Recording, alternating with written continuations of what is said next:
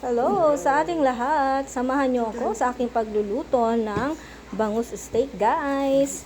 Para maiba naman ang ating uulamin.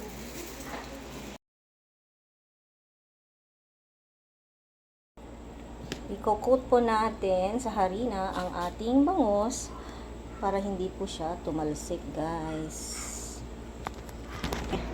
Mainit ng ating kawali, kaya ilagay na natin ang ating mantika.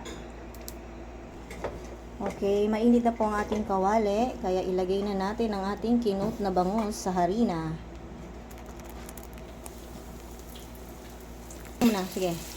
Ayan guys, kaya ko po nilagyan nito ng harina para hindi po siya tumalsik at hindi matamaan ang ating mga balat. Ayan, antayin po natin siya mag golden brown. Ayan guys, nabaligtad na natin, golden brown ang ating bangus. Pero yung mga ibang side, hindi pa gaano luto, kaya mag-antay ulit tayo para maging golden brown na lahat. Ayan, okay guys, golden brown na ang ating pinritong isda. Lagi po natin tatandaan ang ating pagluluto, lalo na sa prito ay mahina lang ang apoy para hindi siya masunog. Okay guys, tatanggalin na ulit natin at mag-isa na ulit tayo ng bago. Ito na yung ating pinritong manok at lagay naman po natin ang ating sibuyas or onion. Mix po natin. Halo-halo lang natin guys ang ating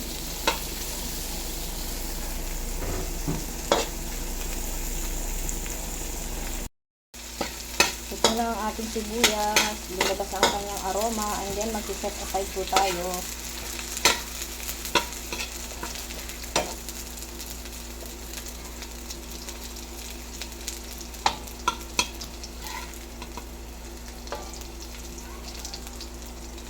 Tapos mag-add po tayo ng garlic or bawang.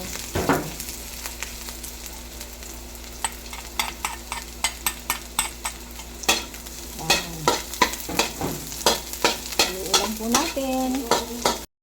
Ayan, okay guys, golden brown ang ating garlic at lumabas na rin ang kanilang mga aroma, and then maglalagay na po tayo ng soy sauce, 1/4 cup ng soy sauce, at ipag-depende pa rin po sa inyo yan kung gano'ng karaming gusto nyo ilagay. Ayan, mix natin ng kaunti. Ayan, antayin natin siyang kumulo. Okay, lagay na natin yung ating calamansi juice. 10 pieces po yung aking inilagay. At isunod na natin ang ating oyster sauce. 2 tablespoon ng oyster sauce po ang aking nilagay guys.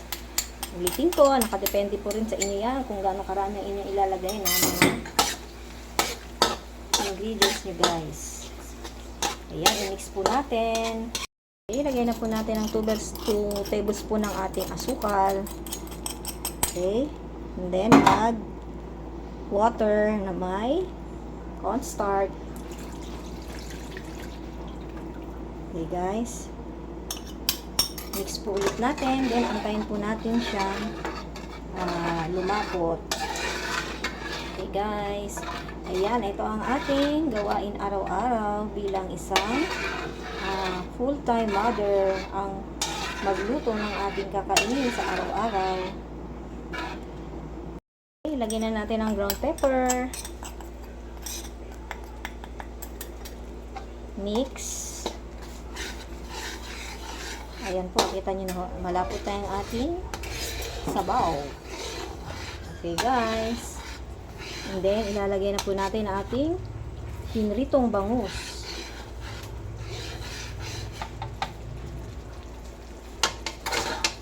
Okay.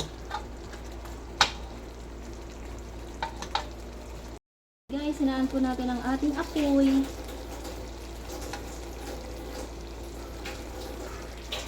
Ayan, masarap na naman po ang ating kakainin.